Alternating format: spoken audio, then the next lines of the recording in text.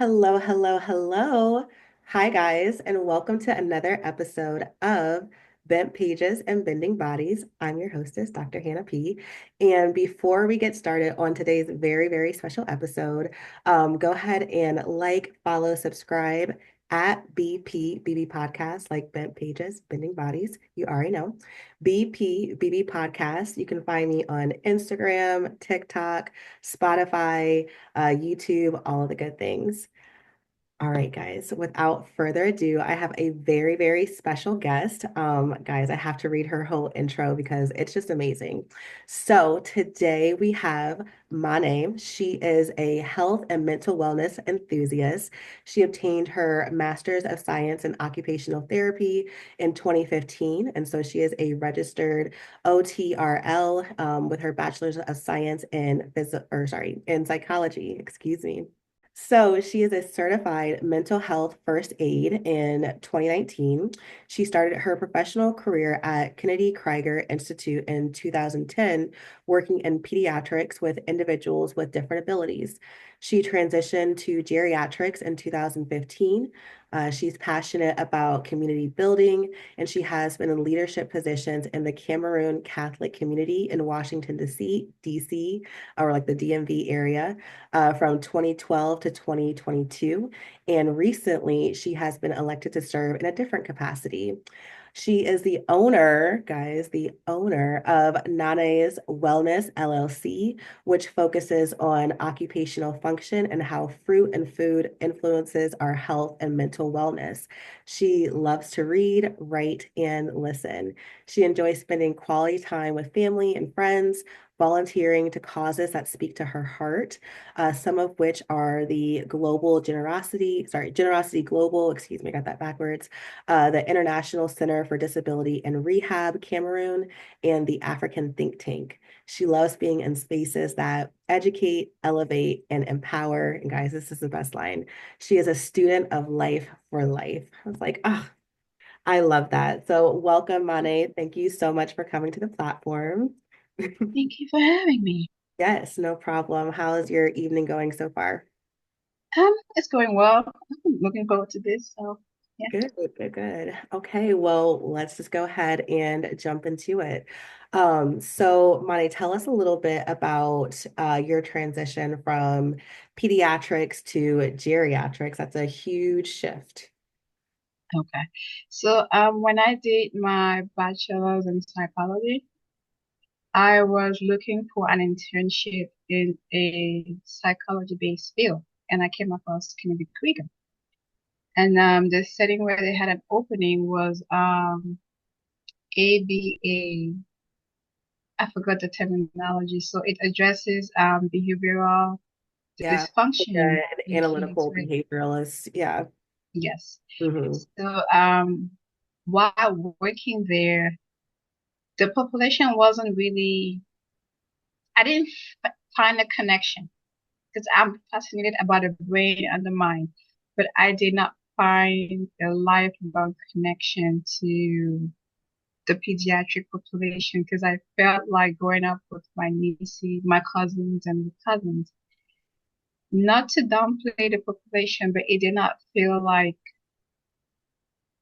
I was working with them. It just felt like I was playing with them. But I later understood that part of rehabilitation for that population involves play. So geriatric for me was more, I had a better connection because back home I grew up with my grandparents. So watching them trying to maintain their independence, even though they were losing it with age, to me, it felt like I wanted to help them facilitate their ability to do what they need to do and still feel like they have control over their life. So that's how I made the shift from pediatrics to geriatrics. Nice. I really like that. I think that you have to be a very special type of therapist to work with kids, especially as they scream and do all those things that kids do that we love. But I definitely feel you in the sense of, yeah, you have to turn. part of what kids need to do is play. And so your rehab has to be focused on play. And I'll be honest, I just don't know if I'm that creative to make exercise that fun for these little kids. So, um, But I love Kennedy Krieger. What I loved about them is that they had a lot of tools. So you did not really, the only thing you had to think about is how to upgrade it to challenge them or how to downgrade it to make them be able to feel like they're able to accomplish it. Because they had so many tools, it was overwhelming. yeah. But yeah, for me, is keeping them constantly engaged for an hour was a challenge. Oh, I'm sure. It's hard to keep adults engaged for an hour. Tell me So about it. nice. So what drew you to occupational therapy as a career versus other types of health careers or just even different paths? Okay. So before I came here, I'm originally from Cameroon. So before I came here, culture-wise, the African community, there's the expectation that you would either be a pharmacist, doctor, or an engineer. So I was being groomed towards the path of a pharmacist or a doctor. When I came here, my youngest brother was born with a developmental disability. So in school, he was receiving occupational and physical therapy. No, occupational and speech therapy. So because I love to read, I'm always curious to know what's going on. So I could be sitting at the dining table and I'll see a magazine and I'll just pick it up and read it. So it was the summer, in the summer semester, and he had his report on it laying on the table. So I flipped it over and I was like, okay, what do you, because it was my first year in the US. So I did not understand elementary school because I came here and I went to a community college. Mm. So I was flipping through and I saw occupational therapy. And at that point too, I was contemplating if I really wanted to be a pharmacist or a doctor because as a kid, I didn't like hospitals. Even to this day, I don't like hospitals. I don't like medicine, IVs and needles and all of that. I don't like any of that. So I was contemplating if I really wanted to be a doctor or pharmacist because I don't like being exposed to this thing. So when I saw occupational therapy, I got curious. I was like, what is that? So I left the dining table where I was reading and I went to the computer and I Googled what is occupational therapy. That was my first time hearing about it. So I remember sitting there for like 2 or 3 hours just researching and researching and researching. And I had this warm inner feeling that this is what I would like to do. And also, I had noticed a change in my youngest brother from the time we first came up to that moment. He was able to do things that we did not know that he would be able to do. So I felt like I wanted to be able to impact that kind of change in anybody without having to deal with medications, needles, and all of that. So it's in that moment that I became interested in occupational therapy. So when I went back to school the following semester, I changed my major from pre-pharmacy to occupational therapy. That's how it all started. Yeah, I love that. I really connected with helping people get stronger without medications because that's one of the reasons why I got into physical therapy because I was like, oh, I can help people get strong. And my dad was disabled. And so I saw him go through a lot of different treatments, but also some of the different therapies that he got to do. And I thought that the therapies were cooler than getting him on all these medications. So Yes. I like that. And what does your family think, or what did your family think about that switch from pre-pharmacy to occupational therapy? When I initially did the switch, I did not tell anybody because I knew that they were banking on me becoming a pharmacist or a medical doctor. Um, Not to sound so spiritual, I felt like it was a calling to become an occupational because I've had people tell me that, oh, if you didn't come to this country, what would you have been? And I'm like, I don't know. But I do know that 10 years later, if I had to choose a profession, I would choose occupational therapy. So when I changed my major, I did not tell anyone. But two of my aunts were pharmacists and my mom and my dad, they kept asking, when are you doing the MCAT or the PCAT? Yeah. And I said, oh, I'm working on it, which I wasn't. And then it got to a point where I was about to graduate from undergrad and then start looking for OT school. So I just said, well, I did not pass the MCAT of PCAT, which I really did not take.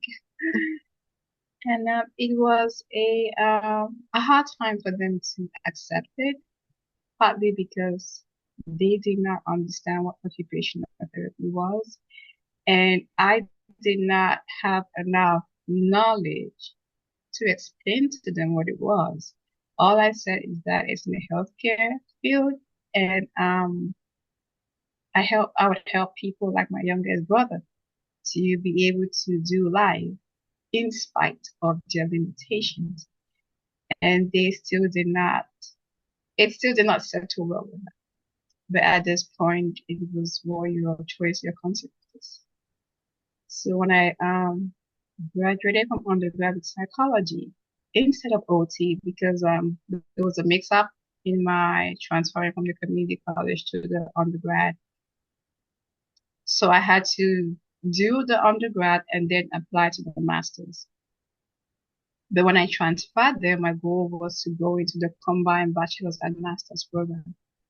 So I was going to lose a year. So during my undergrad psychology graduation, as an African parent, they were like, psychology, what is that? What African do with that? But long story short, and also I mean I do understand where they were coming from because the other question was, well, doctors and pharmacists make money. What do occupational therapists do? And at the time I made the switch, I did not look into how much occupational therapists were making because I was more about the impact I saw in my brother, and that's what I wanted to really do. So I think during the commencement from occupational therapy school, the dean mentioned how much OTs make, and my dad was like, "Oh, that much?" And to me, even though 2 years, 2.5 years in grad school, I never looked up how much OTs make because to me, I felt like if I was called to do that, then financially I would be okay. So when they made mention of how much OTs make, my dad was like, okay, but still, as a parent, it would have been more like the pride of a parent to be able to say my daughter is a doctor or a pharmacist because occupational therapy, first, is too long. Secondly, it's not common.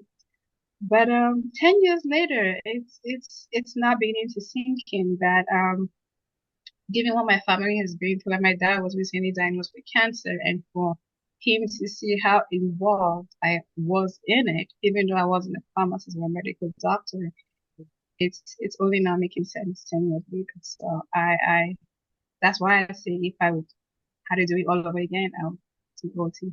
Yeah.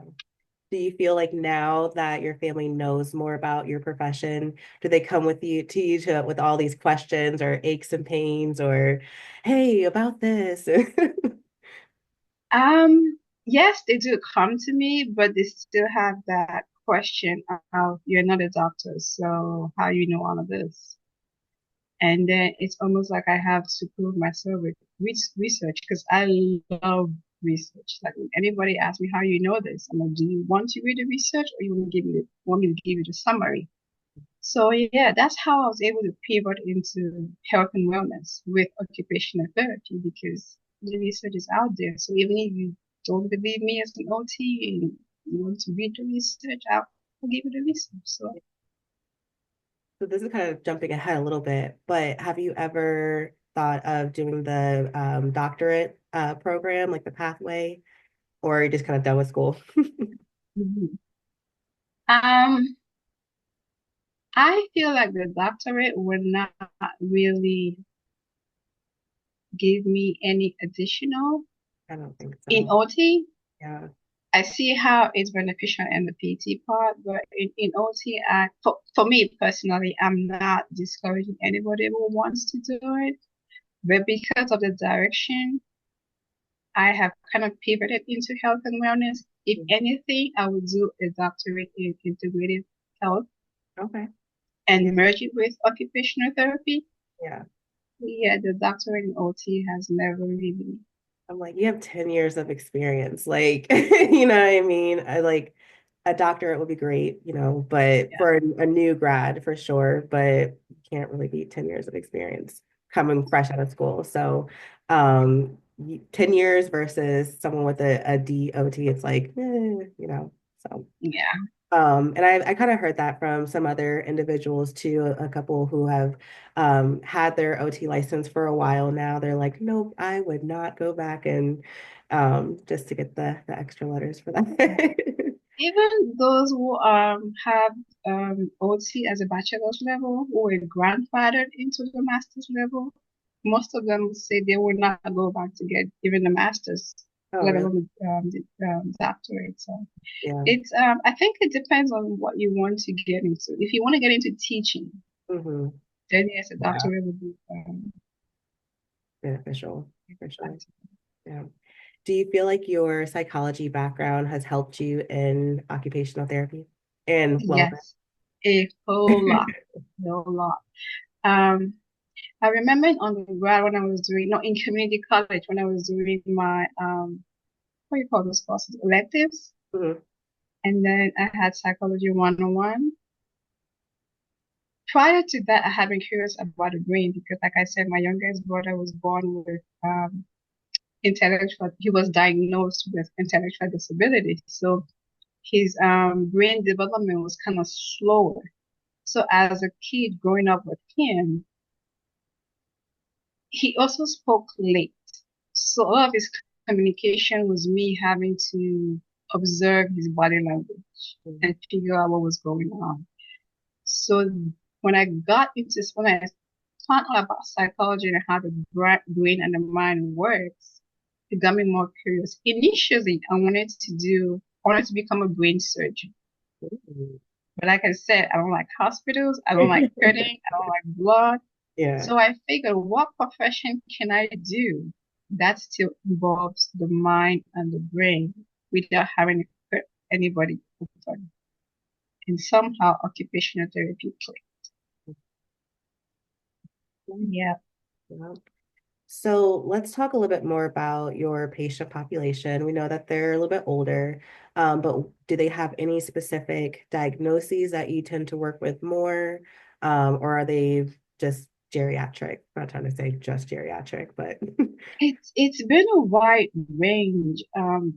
When I initially started, I was of the understanding that nursing homes were only for geriatrics, like what, 50, 60 and above. I remember my first non-geriatric patient in the nursing home. I think he was 25. And for a split second, I thought he was in the wrong setting. It was my second year of being an OT, and I could not understand what a 23, 25-year-old was doing in a nursing home. And at that time, there were senior OTs there, and they explained that because they couldn't go home and live on their own, they came to the nursing home to get rehab to the point where they could go home and function on their own. So through the years, I have seen, 20s and 30s and 40s in a nursing home, but the nursing home typical population is 50, 60 and above. Mhm. So in terms of diagnosis, one of the reasons I really love the nursing, skilled nursing is the variety of diagnosis because I get bored easily mentally. Like I will not be able to work with just neuro or with just CDA or with just ortho or with just cardiovascular. Because to me, I feel like at a certain point it would just be, what's the word? It would feel like I'm doing the same thing with everybody. Mhm. But when I have a different diagnosis, it Mhm. keeps me on my toes. I'm like, okay, this is what works best for CDA. This is what works. So I see like a variety of patients. Nice. So it's interesting that you said not neuro. That's okay. I'm not hurt or anything. But actually why I personally love neuro is because you can have the same diagnosis and they present so differently. Different, yes. And so, yeah, I have a couple different individuals with brain injuries right now, a couple different strokes, and um, I'm doing different things for, I'm the main things I'm hitting are the same. Obviously, I'm working on balance, working on walking, Yeah, but how it looks is all different. very But I'm like you too, where I feel like ortho is where where the world where it's really boring, right? Because every back patient is yeah, the same, every elbow, every shoulder, you rehab it the same. No yeah. offense to those ortho PTs out there. We need you, but it's boring. No, but I definitely like the variety and the change, and just approaching things differently. Um, yeah, actually, just a short little story. My mom had to go to a skilled nursing facility. This is years ago, but she had a major car accident and was not appropriate for inpatient rehab, and so had to go to skilled nursing. So I definitely am familiar with that setting. But yeah, so let's talk about a little bit more about your patients. What's the typical length of stay for someone who's at a skilled nursing facility? Mm. Is it So in it has or changed over the years. Like in terms of pre-pandemic and post-pandemic, mm, the term that I use from, to help me make sense of it is post-pandemic, it felt like a drive-by. You know, like when you drive by an auto food, mhm, post-pandemic, that's what it has felt like. But then it depends on the insurance the person has. Some insurance will say 7 to 10 days, despite the medical condition. I've had people with severe stroke, and stroke rehab, depending on the severity, could take 3 to 6 months for you to start to see some level of regaining function. And if they have the insurance that is only 6, 7, and 14 days, they send you home regardless of how much progress you have made. And that is one thing that I struggled with because I cannot. I had a patient who she really cried. She said, I paid insurance for 40 years, never used it. I have a stroke and I'm this. And she could barely get out of bed alone and she lived alone. And yeah, they sent her home. She went home and had a second stroke and came back and she was bedbound. oh my gosh. So it's some days I I wonder if insurance is really there for healthcare, but that's a different story. Yeah, there's some insurance that will let you go for 30 to 100 days. I think that's Medicare. And yeah, that's the range. The shortest I've seen is 10 to 14 days, and the longest I've seen is 90 days. And it really depends on the insurance that you have. Yeah. Wow, that's sad. No, one thing I personally think that if you work insurance, especially in the healthcare world, you should be a healthcare practitioner, because insurance they're so quick to deny people for the things that people actually need to survive. And it, like you said, it's very frustrating and it pulls at your heartstrings because it's you work with these people, you see what they're going through, you see them trying, you see them doing their best, that this tragedy wasn't their fault. It's just a circumstance of life. And then you have insurance who's like, no, they're okay. Find something else, so Yeah, yeah. like I feel like they see insurance companies see people more like numbers as opposed to humans Mhm, because we have to do this weekly functional scores. mhm, And if in some cases a patient could have made some kind of progress, but the numbers do not represent it. mhm. So you have insurance say, oh, this patient has been here for a week, they're not making progress. I can tell you that they're able to roll from their back to the side and able to swing their feet off the bed. They were not able to do that a week ago. But the numbers that we are using to quantify this does not reflect that progress. But to them, it is not progress enough. So it's That's very, sometimes it's during the what do you call those meetings, those weekly meetings where you have to give patient updates and all of that is I can explain to you what the progress is, but the number doesn't reflect that. And most often than not, the insurance doesn't see that. yeah. Do you guys ever, so on our like progress notes, we have that chart where there's some numbers, but then we also have like a section where we can kind of type. Do you guys get that or? Yeah, we do, but do they read it? Right, that's the question. Yeah. So, kind of let's go on to more happier topics than insurance and denials. Were there any surprises or challenges when you stepped into the world of OT or even now with 10 years under your belt? Oh my goodness. Yes, the very first day I worked, um, I remember it like it was yesterday. So in school, we had this whole elaborate training or transfer training and strength training. And then I walked into this facility. First, I was surprised that they did not have like a separate day for orientation. You just learn as you go. Oh, wow. Okay. And I was like, okay, so I walked in, I had a schedule with 4 patients. I had to learn how to talk in a talker. I had to figure out how to find my patients and all of that. One thing I noticed that threw me off was that everybody was on the bike. And I was like, we did not do bike in school. Then I looked at the schedule and it said, this was pre-COVID, and it said 60 minutes. And I thought to myself, as a person without a limitations, I don't spend 16 minutes in the gym. So what am I supposed to do with somebody for 16 minutes? Mm-hmm. And then good thing is I had some notes which I used during my clinicals.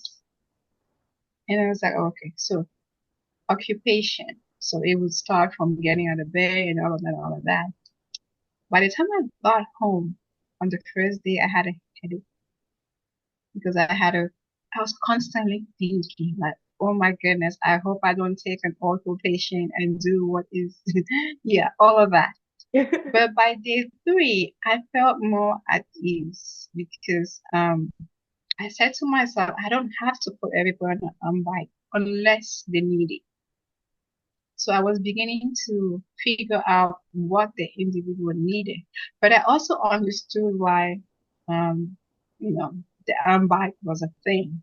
But I was able to figure out that, okay, this person would benefit from endurance training for X, Y, Z reason. It did not mean that everybody on the schedule had to end up on an arm bike. And for all the different facilities I have worked in, there was really never a day aside for orientation. Funny story, 10 years later, last week, because now I only do PR and I don't do like full time Okay. for different reasons. So this company, which I remember seeing the name on the building when I was still doing my clinicals. So I would drive by and I just whispered to myself, I would like to work for this company because the person who referred me to the first job I had, that's the company he worked for. And he always said nice things about it. So 10 years later, I get an offer with that company. Great. And they sent me a text, oh, we have an orientation day. And I was like, oh, you do a day for orientation? I was like, yeah. So I go in there and this orientation was like 2 hours. My brain could not process that. Just sitting there, I hear somebody talk and walking me through step by step. And I was like, no, I've never had this. I have worked for too many companies to count. And And none of them, orientation.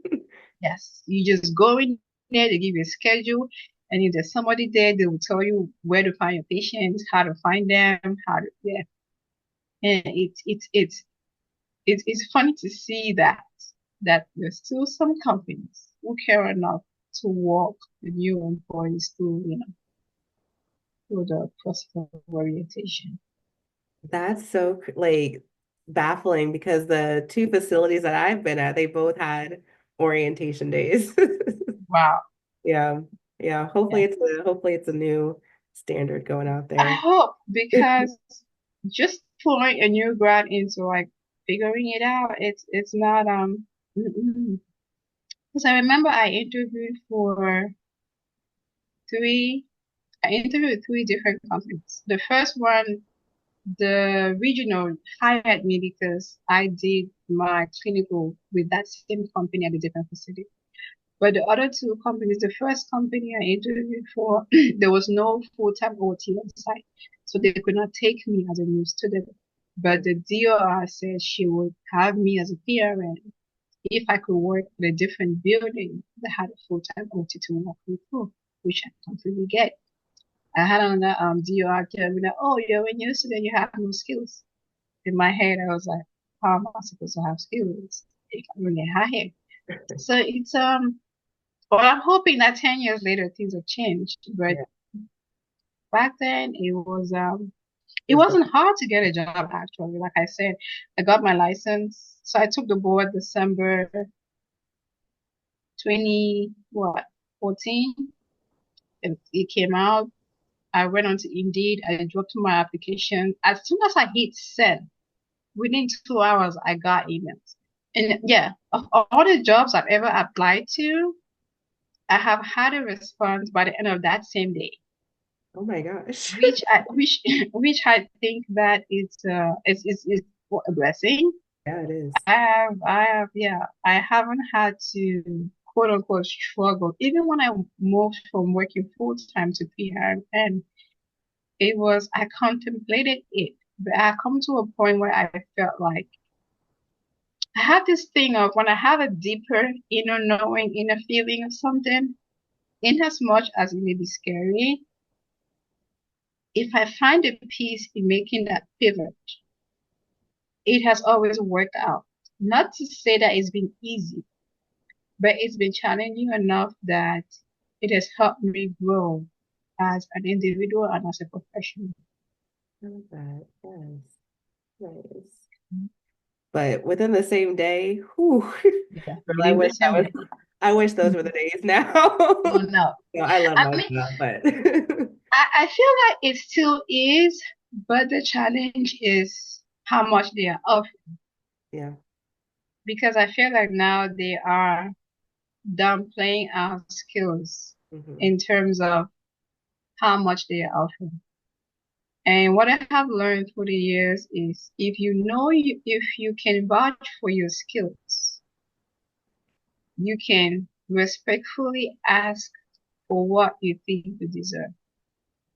Because when I first started, I just took whatever was offered because to me, I was like, well, I had no experience, so I really have no business negotiating it. But the person who referred me to my first job, he said he negotiated that because he had done his research and he had, I didn't know to do any research about, how much OCs are being paid in each setting and in the area where you're applying for. But through the years, I have found that, some companies would just offer you almost nothing to see if you can negotiate. And of all the times I have negotiated, I've always had, what I asked for, or at least more than what I had before. So it's just knowing how to negotiate and also not negotiating in the sense that you're feeling entitled, Right. but it's going about it in the sense of you know what your skill is and you know what you're going to be able to bring to the organization. So it's how you sell yourself pretty much. That's a skill I'm definitely still trying to learn. The first job that I had was like in a residency program, so it was working, but they were already gonna pay me not that well. They were like, "Listen, there's no negotiation. It's because it's half didactic and half clinical work." So I was like, you know what, I'll take that. And then the job that I'm at now, I've been there for about a year, and so I still kind of felt still like that new grad, still kind of fresh out of a program. Yeah. So I didn't feel comfortable negotiating, but they offered me, I thought it was reasonable. But I also don't know what's out there too. I was trying to Right. ask my friends, like, hey, what are like not trying to get in your business, but also give me a range for, what you guys accepted and what I should be, kind of considering. Um, but listen, the next job, I'm gonna come in, and I'm gonna negotiate. And I think that that is what we in the healthcare field, especially the rehab, it's almost like they don't see our work until we are not there. Mhm, Like in the nursing home, I say, oh, therapy needs to get a patient out of bed. So say therapy is 8 to 4. If therapy is not there after 4, the patient is not going to go back to bed or again.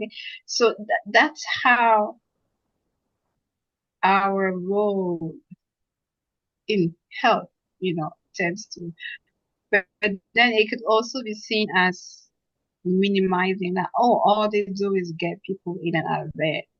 So it's being able to educate, others in the healthcare profession, that we are more than just walking and range of motion and, moving from one spot to the other and all of that. And this whole idea of negotiating, because I'm into reading, I read a lot of different books, and I also came across this organization, Black in Rehab. I don't know if you've heard about it. mhm, It's That's how I learned to negotiate. First, that's how I learned to look up how much OTs make in different settings and in different regions and all of that. And I feel like if, a good number of us is into researching and learning, and they would not downplay us. I saw a list of, jobs where they were offering OTs and PTs in the 30s, $35. I did not make $35 when I graduated 10 years ago. mhm. So you're going to tell me that 10 years of advancement and you're going to take me more than 10 years back. Yeah. So in as much as I think that it would be good for people to be open to sharing how much they make in different settings and different, because me telling you how much I make does not take away a cent from it. It just helps you know, About how much that yeah, how much to ask for. Like when I started, I made uh, $37 an hour 10 years ago. And 90 days on the job, I was bumped up to 39, then 41, then 45. As PRN, it was 55 for a long time. mhm, There were people in the profession 10 years before me still making 55. So I said to myself, but you're telling me that 10 years, 20 years, and you're still at 55 as PRN? So I just became curious. So the next PRN job I applied for, I asked for 60. I knew that they would not give me 60 because I had not been up to 10 years, because that was the excuse. The excuse was that 60 per hour is for those who are 10 years or more in the profession. So I mhm, asked for 60 in hopes that they would not come down to 55. And the first company I did that with gave me 58. And the next company I applied for, I went to 63 and then it became like 59 and just like that for PRN. And yeah, I just think that we should be able to share how mhm. much we make, not so much to feel like, oh, I make more than X, Y, or Z, just for knowledge sake to say, okay, if somebody's applying to that same company or to a different company in the same region, just know what to ask for. Because What was the book called? I'm about to write it down. the book, actually, there are a lot of books, but one of them that I read was The Seven Habits of Highly Effective People. But there was a different book that you just mentioned, like Black in Rehab, did you say? Oh, it's not a book, it's an organization. So Oh, is I'll send you the link. okay. It's about Otis PT speech, Black, because there are 5% in the so the goal is to educate us on how to be, what's the word? Well, it's different kind of education. So if you want to go into um what's this word? Like own your own business. Yeah. There's somebody who can talk to you about it. If you want to grow in being, an employer, so it's different They have different annual retreats. I think this would be their third year doing it. But on Instagram, I think they're on Facebook too. I'm not on Facebook because for me, I get easily distracted. So the only social media I have is Instagram. So I cannot handle, X and Facebook and all of that. So no. But yeah, they share ideas. Like if you're looking for a job and an interview is coming up, in a different setting that you haven't been into, you can go over there and ask, what are some tips? How much should I ask for? And how can I negotiate and all of that. Very cool. Thank you. Yeah, I'll Yeah, I'll appreciate send you that. the link. Thank you. Thank you. Okay, so can you describe a typical day for you at your job? Okay. So I've only been doing PRN since 2022, yes. And I prefer evaluations, discharges, progress notes. I'm not, because since the pandemic happened, when I was still working full time, what the company I worked for, what they did was they gave their assistants more patients because it was cheaper, and they only used OTs for eval, discharges, progress, and all of that. Mhm. So they kind of cut my hours from full time to like 2 hours a day. So I felt like, okay, that's really where my skill is very useful. Mhm. Not to say that treatments are not, you know, skillful, but if that's what most companies did with the whole pandemic thing, that's where I'm going to move to because I also learned that most OTs are not like typing evaluations. I love to type, I love to write, I love to read. So I felt like I could promote myself in that setting.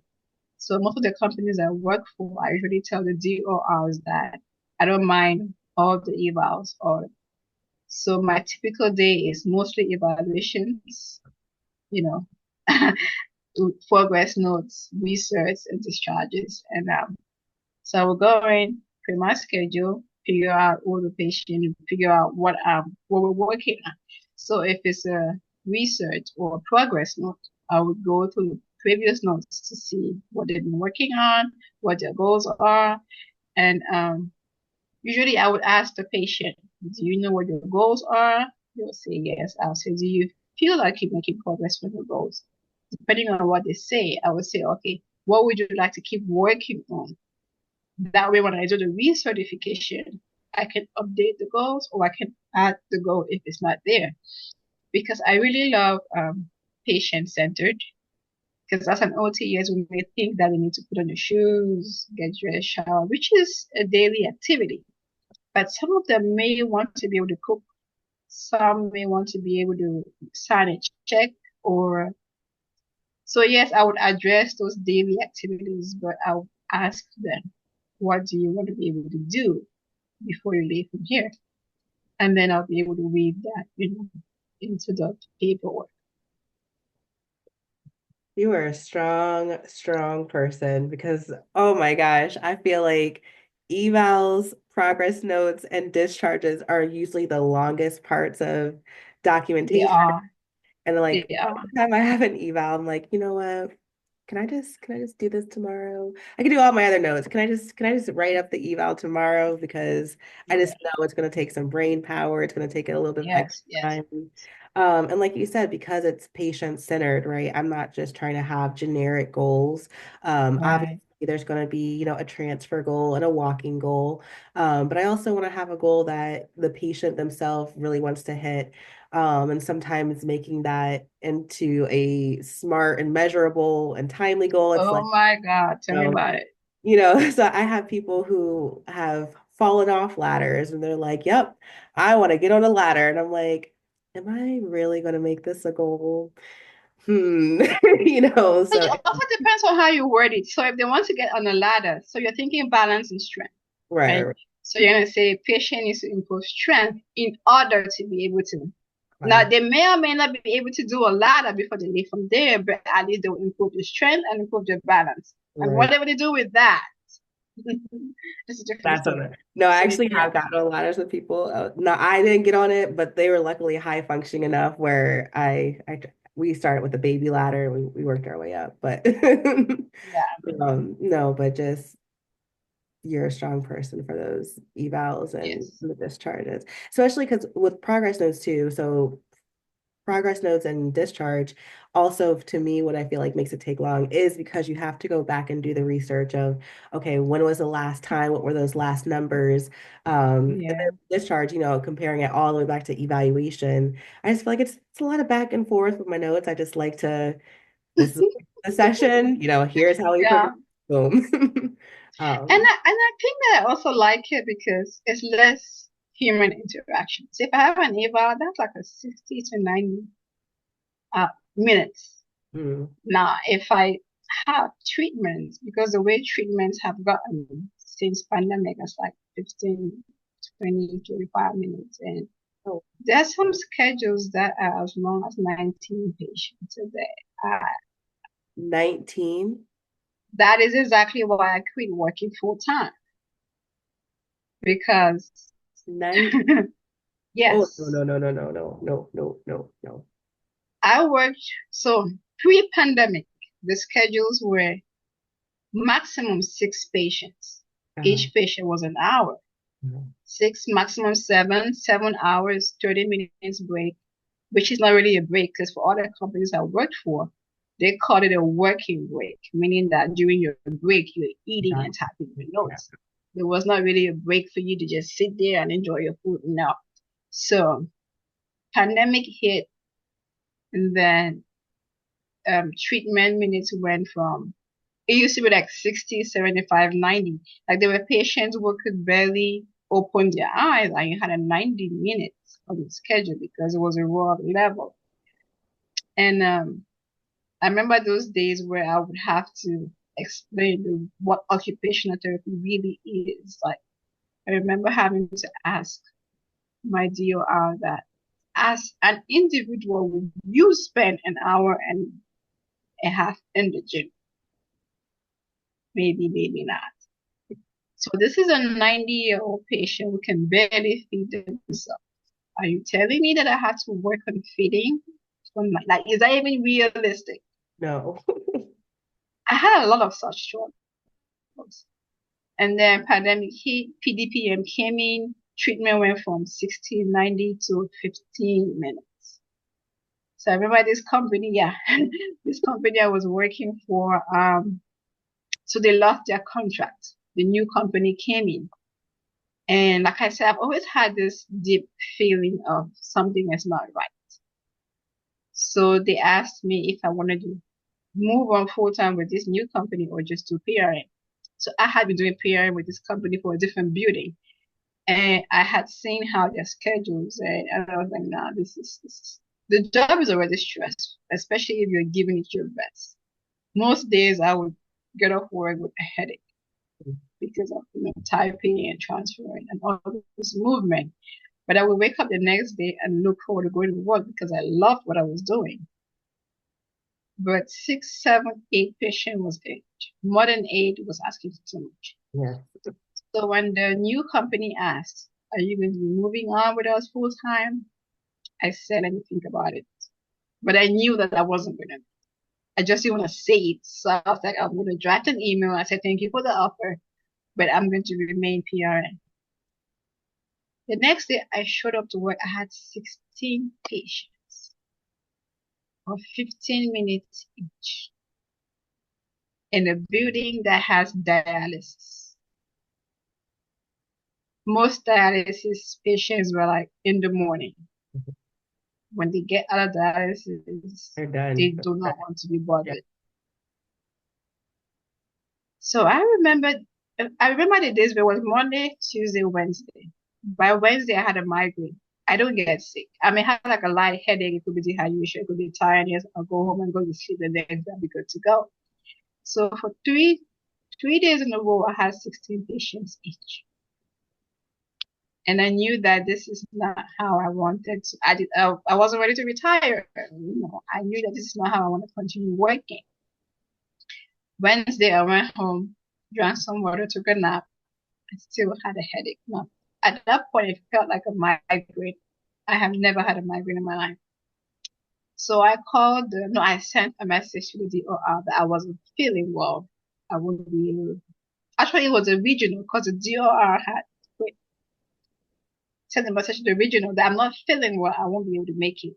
At this time, I was in 2022. This is 3 years ago. I had been 7 years, and I had never called out, never, because I loved what I do. I still love it.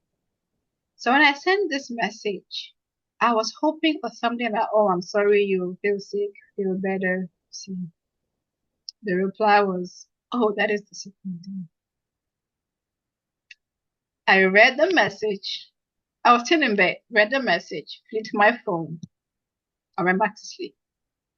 That's how I knew that I made the right choice to become PRN, because as PRN, I pick and choose what day or how many hours I want. But Hmm. at this point, I was open to do as many hours as they needed because they did not, everybody else had quit. I was the only one who had been PRN with this company at a different building. So I was staying, not really for the company, but for the patients. Right. So that's how I knew that it was time to drop from being available. Because when I said I could do 8 hours, they'll give me 16 patients. That's crazy. No. So that was Thursday. Friday, he sent a text. Are you coming in? Nothing good. He said weekend. I used to work weekend, but at that point I was like, nope. So Monday I said I'm available for 4 hours if you need me. And ever since then, that's all I've always done. 4 hours. I rather do 4 hours in two different buildings Yeah. than more than 4 hours, because even with the 4 hours you could get 8 or 9 patients How many for different like 30 buildings minutes. do you have? Sorry. How many different buildings do you guys have? So it depends. Some facilities have like 6, 7 buildings, Oh, but I get to pick and choose. right. So as if I was working full time, they would send me here for this and send me no. But as a PRN, I can say I'm available 2 days this week, 4 hours here, 2 hours in all of that. So that's the flexibility I love about PRN. But the flip side is that when they get a full time OT, which is usually a new grad, Mhm. they're like, oh, okay, we don't need you. But with the way that I feel like therapists in general, be OT, speech, PT, the workload has been so much that, especially in this area, I don't know how it is in other states. It's been so overwhelming that people are quitting. People are quitting the profession entirely. But then, when I get the chance to like supervise students or clinical OTs, I tell them that if you really love this, it's going to get stressful if you do it full time. You just have to be able to advocate for yourself and for the patients. Yeah. Now you can do PRN. The thing with PRN is that you may not always have 40 hours a week. Depending on your lifestyle, what are you willing to do? Are you willing to do your own thing on the side to supplement your income? Because if you go to work and you work 16, you see 16 patients in an 8 hour day and you pass out, to hire somebody else. So you have to pick and choose what you're willing to lose.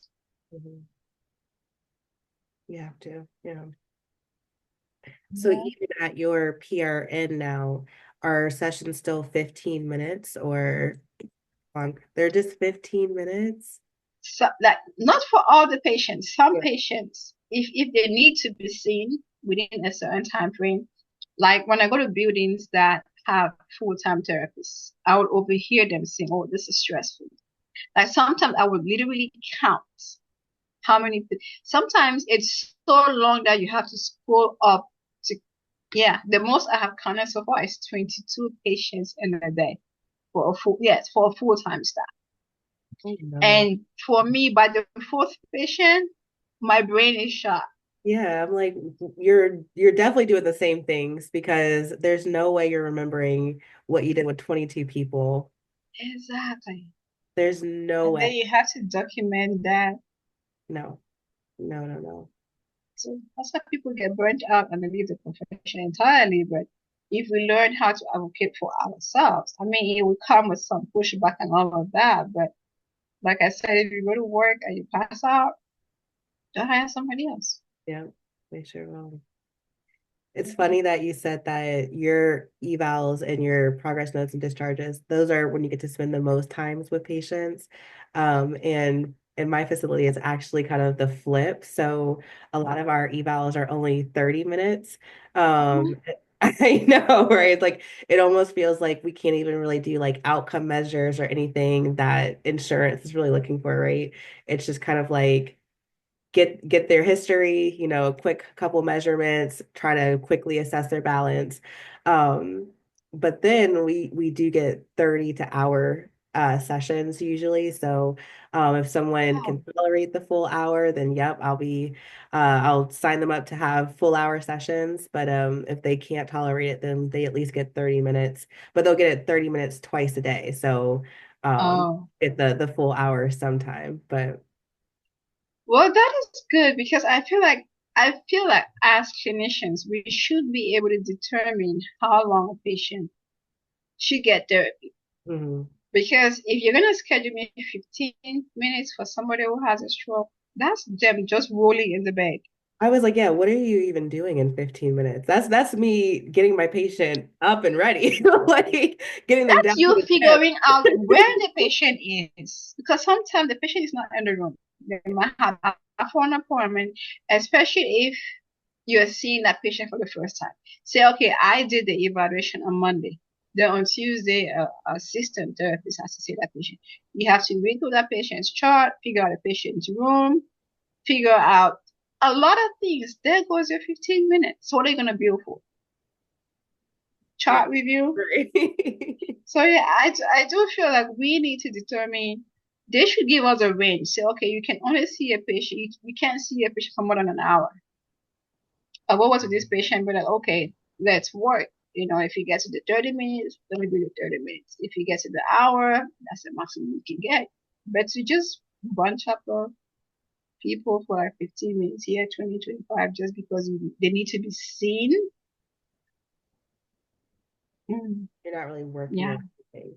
To me, that's why Mm, personally, that sounds a little bit about like when I was in acute care as a student. Just kind of that was kind of my CI. What he would say is just get in there, stay in there between 15 and 23 minutes. If you stay there 23 minutes, you can get 2 units. He was like, Don't say anything past 25 because it's just a waste of time." And I was like, that is crazy. It's not a waste of time to help people get stronger and no. help them And get. and like I said, it depends on the patient's functional level, Mhm, right? Somebody who's high functioning, 25 minutes might do it. mhm. But if they're not high functioning, 25 minutes doesn't cut it. Yeah, not at all. No. Oh man, that was a good combo. Um, oh, okay. So we were talking about other disciplines. How do you or do you guys in your setting collaborate between other disciplines? Yes, we do. Especially, I think we do. Well, it depends on the patient's need. Um, if it's something to do with swallowing, speech, and that's one area where sometimes family or nursing have a hard time understanding where OT starts and ends and where speech takes over. Because OT, we do with the feeding part. Once it gets in your mouth, it's a speech thing. They deal with the swallowing. So it's and then we also do with the position because sometimes depending on how you're sitting can affect your swallowing. Mhm, So it's I think both disciplines understand where your role begins and ends.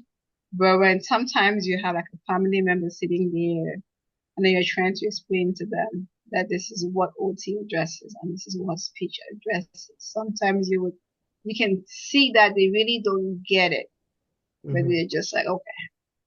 So yeah, that's how sometimes we work with and sometimes OT can be working on fine motor and speech is working on cognition. Now I remember in some facilities when speech was short, we were trying to get OT to do stuff. I'm like, no, I cannot assess swallowing. It's I didn't go to school for that. mhm. because I can't be like, oh yeah, I can do it. And this patient is choking, and I'm just, what did I do wrong? Tell me. Nope. So yeah. So PT, then we do like sometimes we can co-treat if Mhm. the patient needs maximum assistance and transfers and walking and balance and coordination kind of tasks.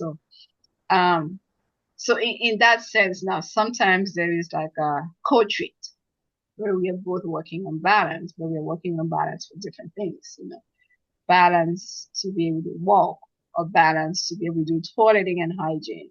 So it's a beautiful blend, Mhm. which at some point is great.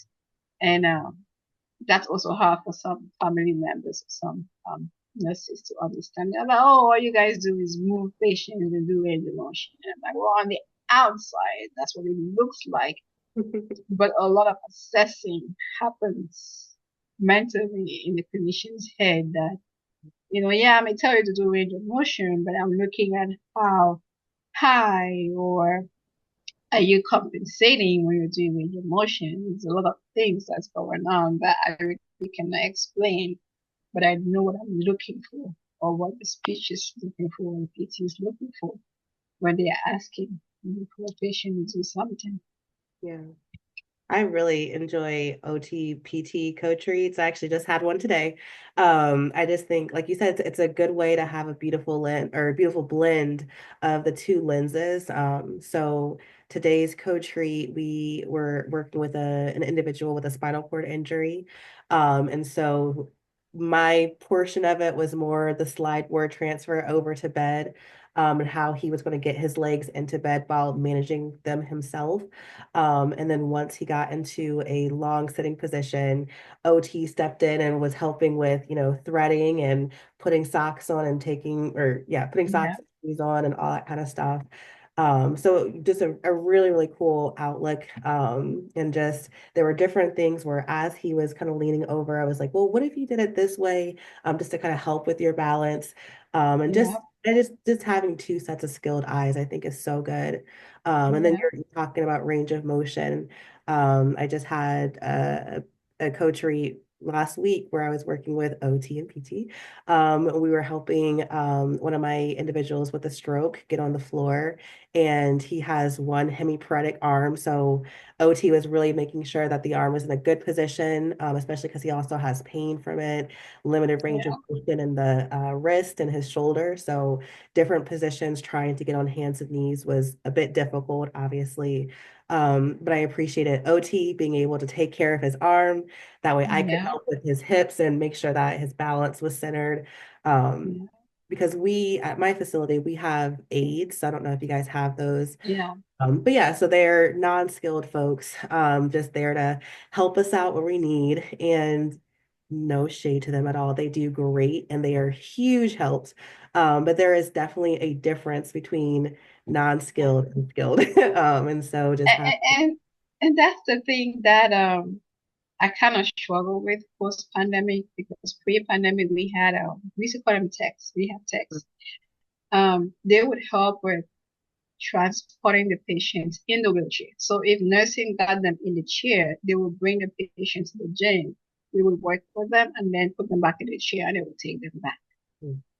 Post-pandemic, we had to say if the patient was in the bed, we had to get them in the chair. Now, if for me, if the patient could do wheelchair mobility, I would have them do it more as like a strengthening endurance kind of thing, especially if their end goal wasn't to end up in a wheelchair because I wanted to count for that time, as opposed to getting them in the chair and then pushing them all the way to the gym.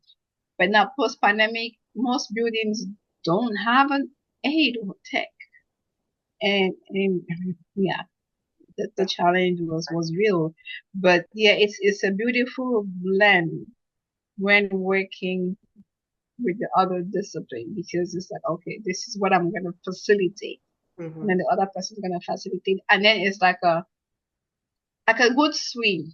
Like you can move from your hip, from the patient's hip to the knees and the OT will move from it's yeah, it's hard to explain, but when you're in it is a nice it's like a dance. It's really cool just us work, just Yeah, vibing together, yeah, And then what I try to do too is I like to ask OT or speech, what are some things that, well, mostly OT, especially because you guys get them out of bed. So because we both work on bed mobility, but I'll ask, how is bed mobility going?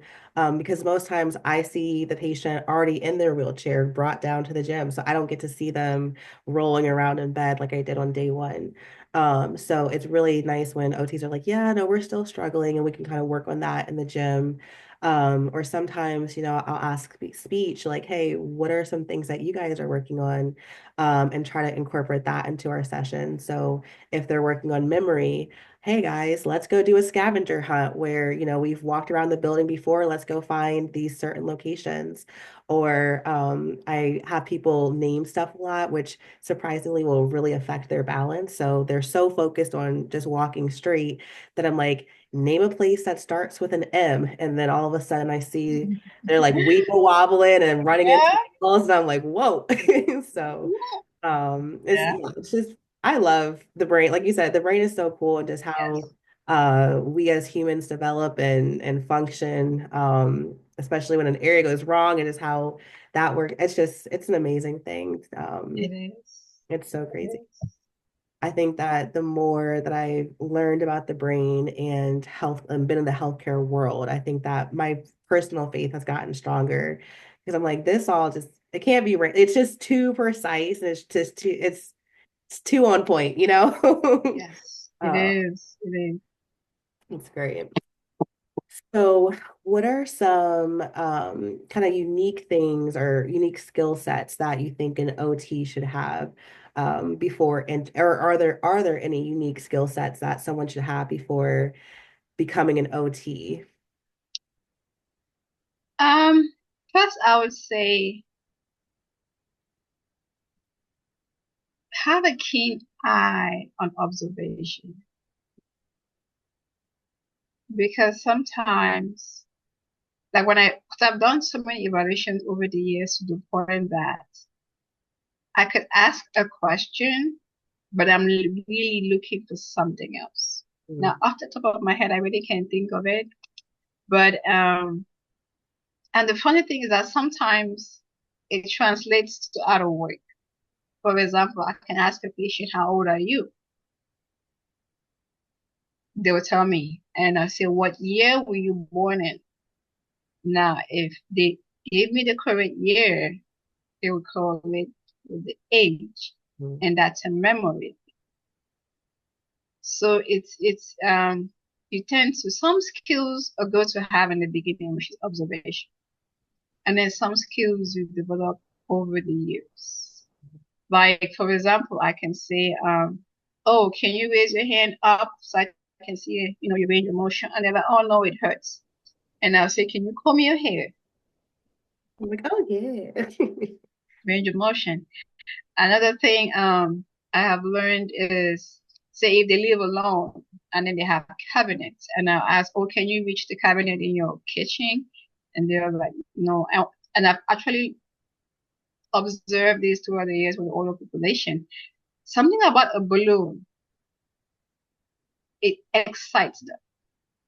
So I got to a point where I would always have a balloon like a bright color. Some of them I'll pick the one that has multiple colors in it.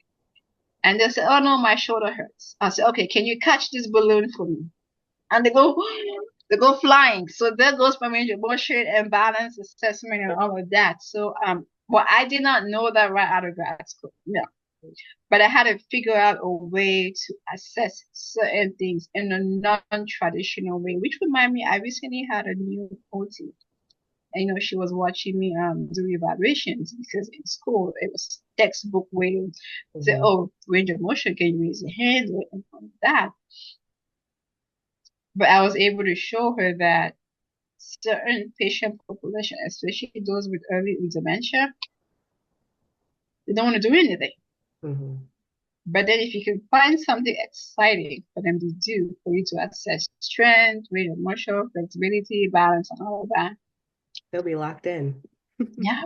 Mhm. So it's did I answer your question? 'Cause I think I got too excited No, about no, this no, part. it's okay. You did. No, you said that, certain thing be op be a good observer. Observation, yeah, And observation there are some skills. things that you're just going to have to learn along the way. Yeah.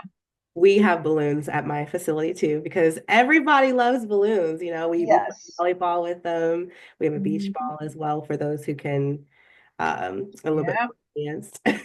But Yeah. um yeah, no, I think that there are definitely things along the way that you just kind of learn.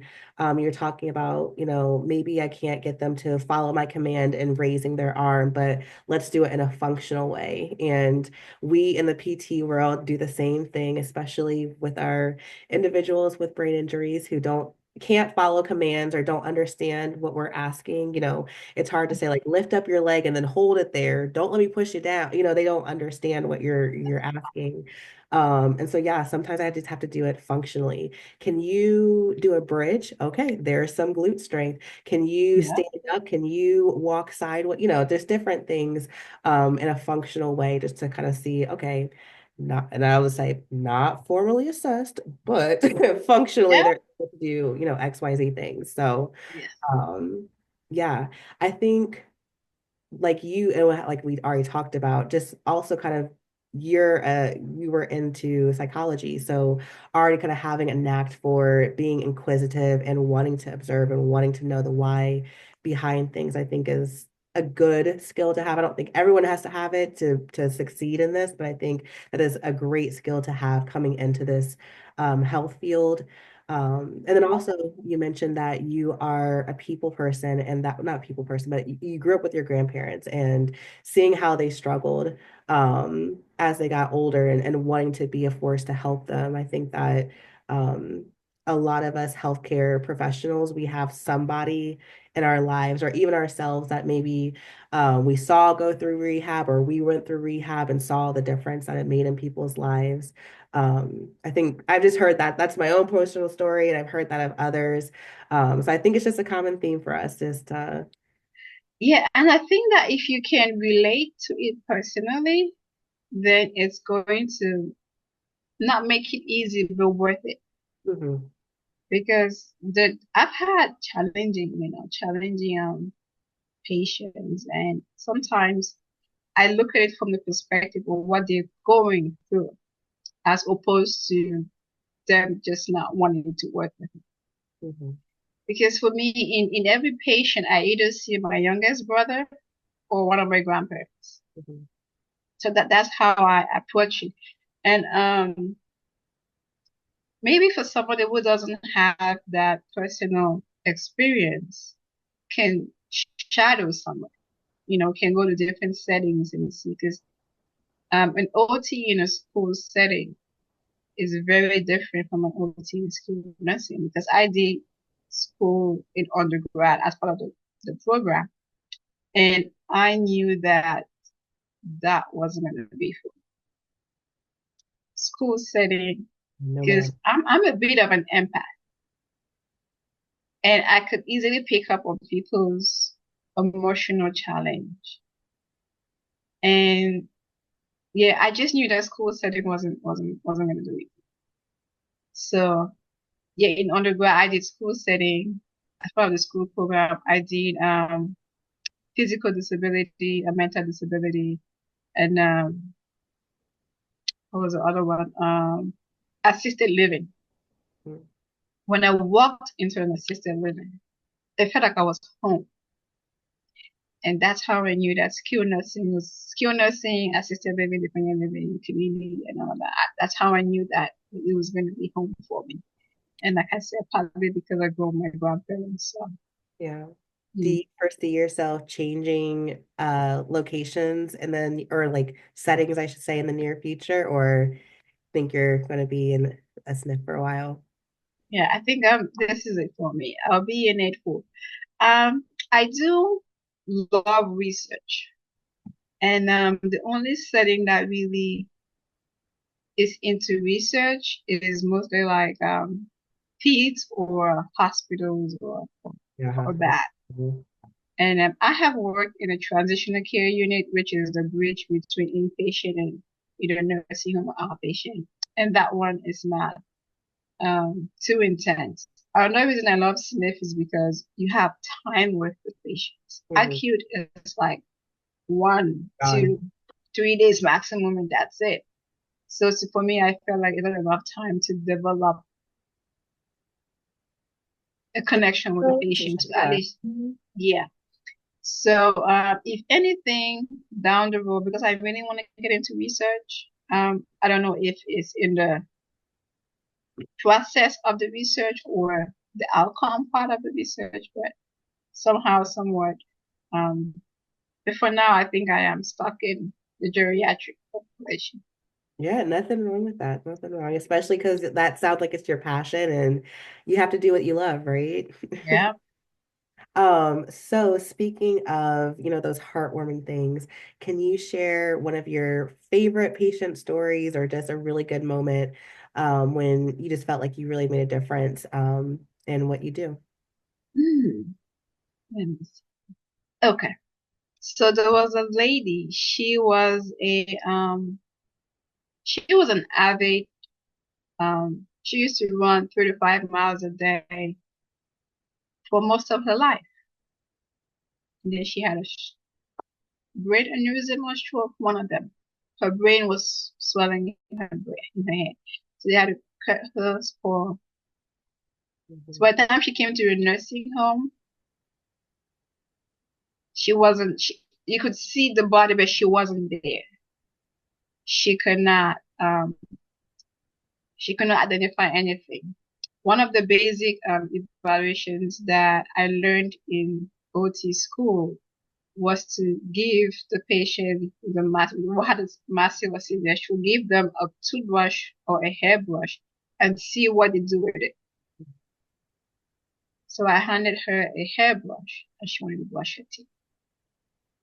I gave her a toothbrush and she wanted to brush her hair. But then when I asked her questions like, "What is your name?" None of that. So this was before the pandemic. So there was this grace period of having 2 weeks to work on something before being discharged. So in 2 weeks, she could not respond to one step command. She would not open her mouth when you brought food. So there was really nothing. And I felt bad discharging her because stroke rehab is 3 to 6 months for you to see anything. But the insurance company was, oh, she's not making any progress. The numbers are not moving, so we have to discharge her. So she was discharged to long-term care. Her husband came to see her every single day, and she could not recognize him, but he showed up anyway. So when I would go down that hallway to see other patients, I would always pick in her room to see how she's doing because she could not even sit up. They would put her in a high back reclining chair because she could not sit up. So I would just go in there during meal times because feeding is a basic skill. It's a skill that the first skill that a kid learns. So I learned in school that if somebody can add it, if you bring food to their mouth and they open their mouth, there is a brain connection there. There's an eye thing going on. So I would always go to the room during meal times. If I came in early, I'll go to breakfast. If I came late, I'll go to the room. So I would just go in there and just take food and see if she opened her mouth. I did that for 3 days. And the third day she opened her mouth and my heart literally sank. So I was like, okay, this is progress to me. Mhm. But how do I explain to my DOR that we should pick her back up? So I did that the fourth day. She opened her mouth. The fifth day, I took her hand, put it on the spoon, hand over hand, and she held the spoon. I said, okay, this was a Friday. I went back to the gym and I told my director that, hey, can we pick up this patient back? She seems to be making progress. But DOR looked at me like, how you know that she's not on caseload? But I couldn't tell her that, I've been sneaking into her room just Right. technically she's not on caseload, so I'm not supposed to be working with her. And she said, okay, she'll put in the request for insurance and we'll see what happens by Monday. So came back Monday, they granted her access. I was so happy. But they had only granted her access for one discipline, PT. I said, okay, fine. As long as you can get her to sit on her own, Mhm. that helps her to move her arm. Because Mhm. there's this term that if you stabilize the hips, then you Mhm. can get the. So if it's PT, if all she gets is PT, better than nothing. So she was on PT for like 2 weeks. And the PT would, ask, can you help me? Because she was a two-person assist. Mhm. Long story short, she was on PT for like 30 days. But the PT would sneak in, arm exercises, and because you can build it, it's strengthening. So it came time for her to be discharged. So she was discharged, being able to walk out of the building on a walk Beautiful. when she could not even identify food. Like just telling that story actually gives me goosebumps Yeah. right now. So she's happy going home. She's smiling. She could be pronounced her husband and all of that. 3 months later, we're sitting in the gym during lunch.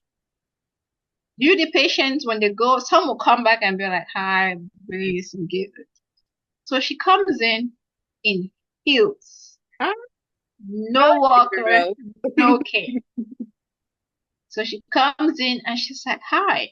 And we're all looking at her like, Who is because this? we knew her from her hair was kind of shaved. Uh-huh.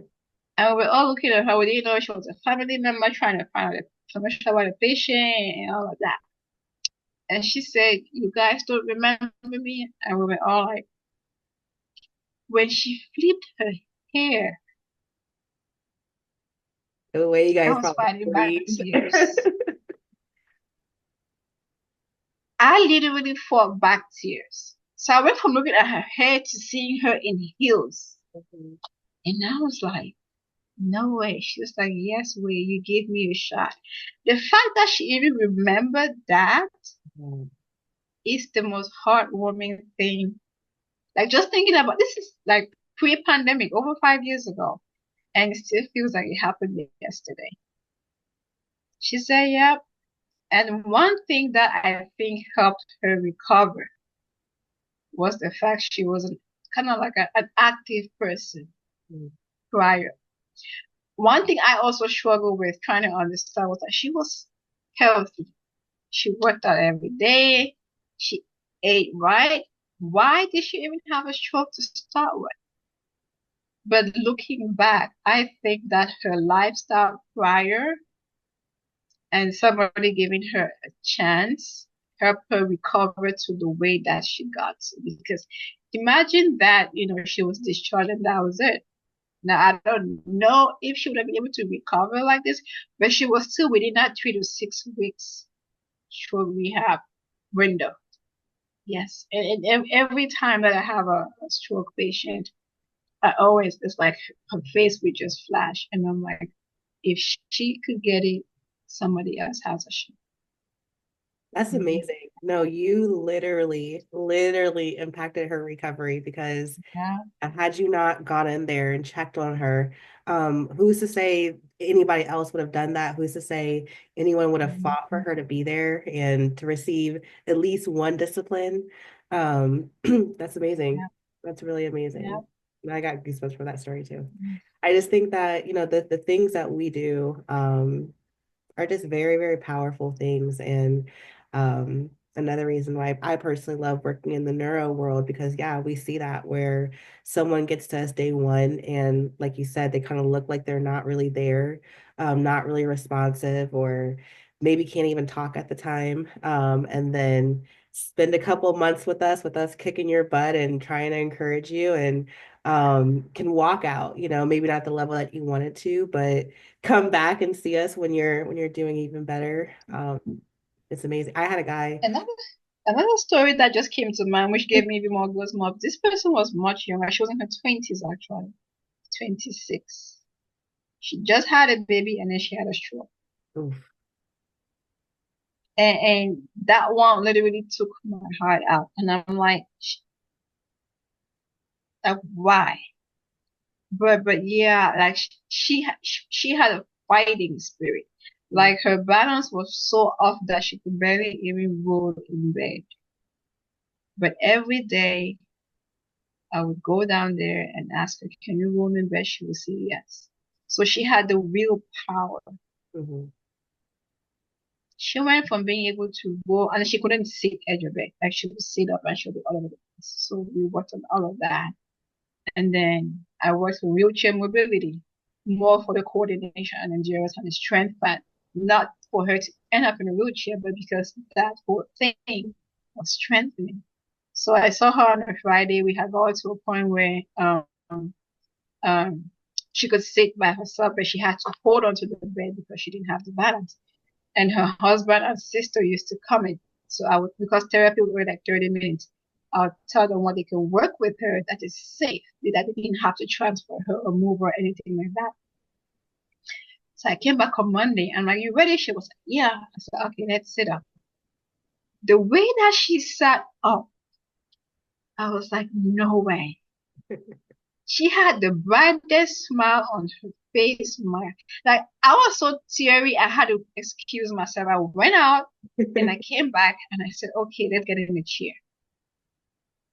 She stood up. She couldn't pivot, so I helped her pivot, she said. So we worked until Friday, came back on Monday. I said, okay, that's now because at this point we couldn't OTPT couldn't co-treat for whatever reason. I think the administration at that point they didn't want us billing co-treat for money purposes. So long story short, we got to a point where she just got up. And you know how 2 year old when they start to walk, That's like fantastic. every time she moved, I was fighting back tears. Mm. Long story short, she was able to walk out of there carrying her own baby. Her own baby, you said? Oh, that's amazing. Another one too. I feel like there's too many. Another one, she was paraplegic actually. Mm. She was wheelchair bound, and she too could not differentiate a toothbrush from a hairbrush. Long story short, we worked with her for like 3 weeks, and one day we worked on wheelchair movement. She didn't have the coordination. So it was hand over hand. So we literally hold her hand and roll and hold her hand and roll. And we would tell nursing to have her in the chair longer than in the bed because in the bed you're not using your muscle, you're losing it. So Friday we had her in the chair longer. I came back Monday, PT and OT transferred her into the chair. And we were like, okay, show us what you can do. She took off willing herself that even the nurses got off from the nurses station and were clapping. So this is why I have like a, a sweet and sad spot for stroke rehab is because it gets so good. So good. And then sometimes you tend to look for it in everybody and it doesn't always click. Yeah. But yes, most of my most heartwarming patients have been stroke rehab. Yeah. Yeah. I've had a couple good brain injury ones. I had a couple cool cases too, but I don't know. I just the neuro world is so cool, man. And like I said, we get those really I'm not a parent, but it feels like almost like a parent would feel where, like you said, day one, it's like you can't even hold your head up and I have to hold you up when you're trying to sit at your bed. And then here comes week three, and you're just like we're walking down the hallway, and I'm like, oh my gosh, look at all these gains. And then, by the time you discharge, I'm like, look at you go. Like my my little Yeah, my little babe is all grown up now, off into the world. right? Yeah, out into the real world, And I'm like, okay, don't fall and make sure you're watching where you're going and don't get distracted. Keep your walker close, whatever it is. But uh, Yeah. yeah, it's great. It's amazing. So kind of wrapping up here, any advice for aspiring OTs trying to get into the field, whether it's about, studies, whether it's about caseload, just anything you have for us. Well, I don't know what it's like now, 10 years, 10 years apart. But I would say that if it's something that you feel called to, go to different settings and shadow therapists. Watch them do what they do. Ask them why they're doing what they're doing. Ask them how they feel about it because Some people have a high stress tolerance. 22 patients. I don't know anybody who can handle 22 patients, but do a whole lot of research because the climate of the profession now is more stressful than it used to be. And that is because for the companies that contract therapy, sad to say, they are more about the numbers than the employees or the patients. So if you're looking for some kind of fulfillment, if you can, so the companies that are in-house, meaning that the therapy is not separate from the company, they tend to have a more warm environment. Now, I'm not saying that this is for all, but this is where a lot of research comes in. Now, you also have to determine if you want to do this forever or for a couple of years and then get your own business, or you want to just do contract, or you want to do. The good thing I love about therapy, the rehab, is that it's so flexible. You can either do just PRN, or you can do travel, or you can do 13-week contracts and then take a break. It's just do your research, a whole lot of research. And because if you don't do your research and you just go with whatever, it's very easy to get burned out. Mm-hmm. It's very, in as much as, people might say it's not about the money, but if you're fairly compensated, especially because it's not cheap getting an OT or PT or speech. It's expensive. It is. So unless you're gonna figure out a way to pay your way through the school loan, is almost like you went to med school. Mhm. So figure out how you can be fairly compensated, be it with PTO or health benefit and any of that, do the math if we have to. Because like I said, there's no point getting burned out. If you pass out, the postage up before you're even buried. So yes, it is possible to care for yourself and care for the patients without losing yourself. Mhm. Great advice. Great advice. Can you talk to us a little bit about your business, Nannez Wellness LLC? Kind of talk to us about what do you do? It talked about, you said occupational wellness with food and recipes. Let's hear. Yes. So like I said, my youngest brother was born with a disability, and I've always been curious about how you can improve or maintain health without medication. Now, I'm not saying that medications are bad. I am saying that it's possible to improve and maintain your health with what we eat. Because food is really the real medicine. Medications come with side effects. Yes, there are medical conditions that will require medications to get you to a certain level, but medications come with side effects, which you would need medication to address those side effects and then it's a ripple effect. Mhm. And I'll give an example with my dad. He was recently diagnosed with leukemia and it was not looking good. But because of my interest in health and wellness based on what we eat, I was able to share the knowledge with him in the sense that yes, you can get conventional medicine, but the way that you will be able to manage this is with what you eat. And it's not only with him, even with me. So working as an OT, doing evaluations, I would see a lot of patients with high blood pressure, diabetes, and what was the other condition? High It was cholesterol. very reoccurrent to the point that I thought that is a thing that everybody just has, and it was okay to have. But I got curious and did my research. Well, it's a lifestyle disease, meaning that you can reverse it or you can manage it to the point that you don't need medication.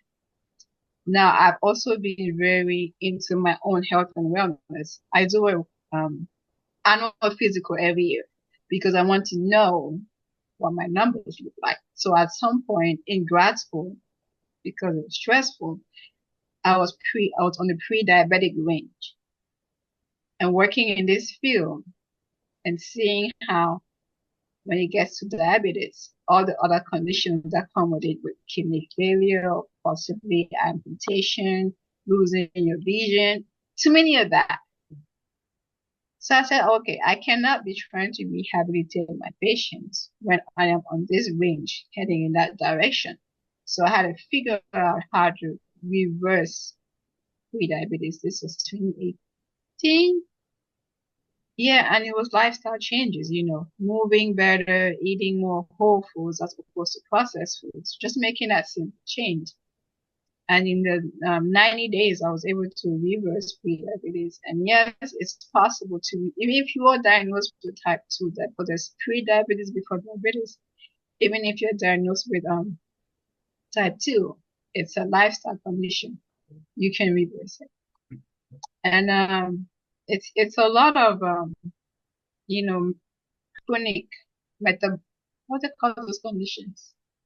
Well, I'll just call them lifestyle medical conditions, which um, it's going to save us a whole lot of money and time. Because as sad as it sounds, the healthcare system doesn't really care about that. So seeing how, it's worked in my life, it's worked in my family and in my friends, I really just decided to be more about it. It's one thing to say, oh, you can reverse X, Y, Z, but it's a different thing if you've lived it. So there's a line in, I think, an occupational therapy line that says, transform life to living.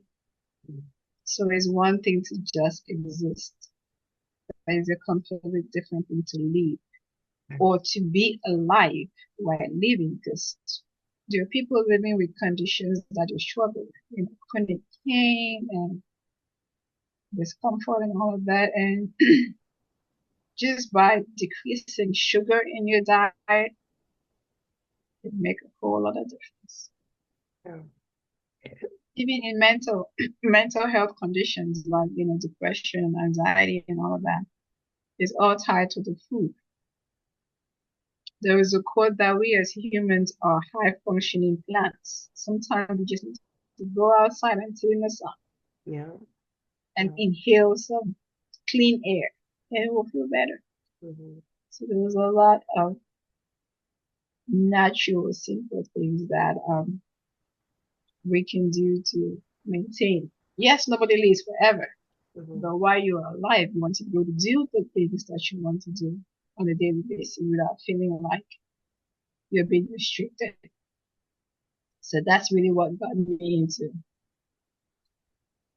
First, I started off doing fruits, like fruit cups, fruit trays for events, because I felt like in a community we don't eat enough fruits because there is a misconception that fruits is sugar and sugar is bad for you. But the best sugar you can eat is the sugar in the fruits because it's natural, it's nature. Every other sugar is processed, and our body does not recognize that type of sugar. So it's almost like it's like a fight. Like sugar actually depresses the immune system, allowing for other medical conditions to take their place. But yeah, it's a passion for me too because I want to see people feel better. And there's so many simple things that we can do to feel better. Just going for a walk can make a whole lot of difference. Drinking more water make a whole lot of difference. And that's really my goal, to help people understand that we are more in control of our health than the healthcare system. The Yeah. healthcare system is great. Somebody has an accident, car accident, you need those emergency.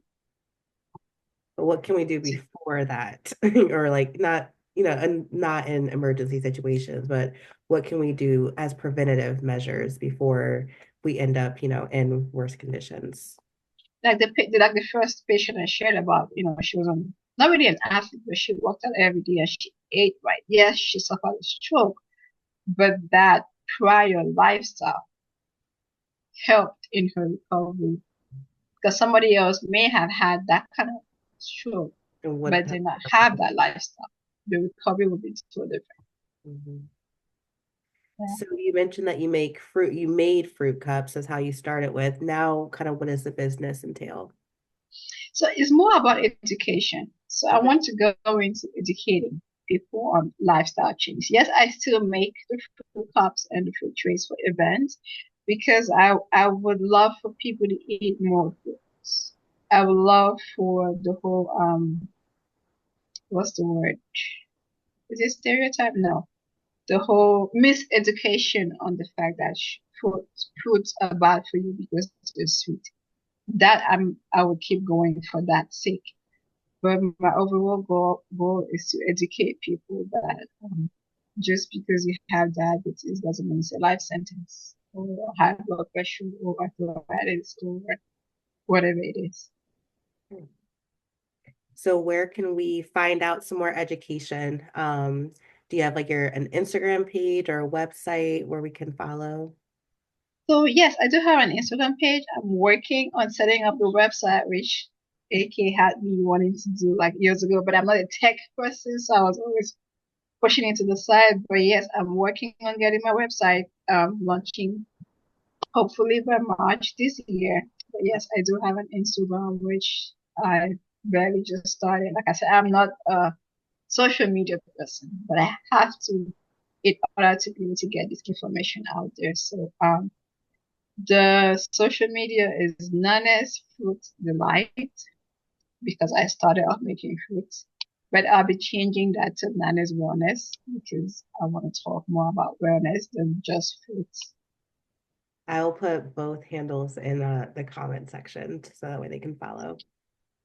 Thank you. Thank you. Any other things that you would like to share with us? I think that we have gone over most of our questions, had amazing answers, and I just feel like I really have seen the passion behind everything that you do. You speak with, like I said, passion, conviction. We can really tell that you care about all of your patients and making a difference in people's lives, in your career, but then also with sharing education about how to not even or how to try to prevent, getting into some of these situations. So, anything else that you want to share with us? Um, Not that I can think of, but I do. There is this quote I love is if you love what you do, you never have to work a day in your life. Amen to that. So it's good that get a profession that will pay the bills and all of that. But in it, try to find something that you're passionate about because irrespective of what you choose, being to make money or to have a passion, there would be challenges. One thing I always tell myself is I do appreciate and respect my parents and my aunties for wanting me to be a pharmacist or a doctor. It was more for me to be able to take care of myself financially and all of that. And I always have this thought: if I did end up doing medicine or pharmacist, I would have lived the rest of my life pointing fingers, blaming, and saying, "Oh, I did this because you made me do it," Mhm. when challenges came up. But given that I went with the in the direction that I went, there are challenging days, yes.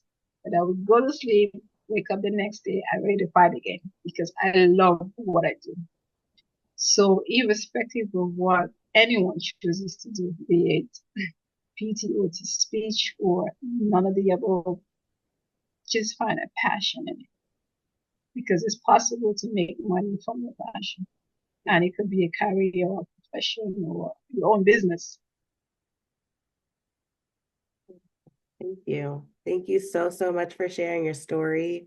Guys, I hope that you have picked up some of the gems that she dropped. She gave us all these different quotes, a couple different books and sites that we can go visit afterwards.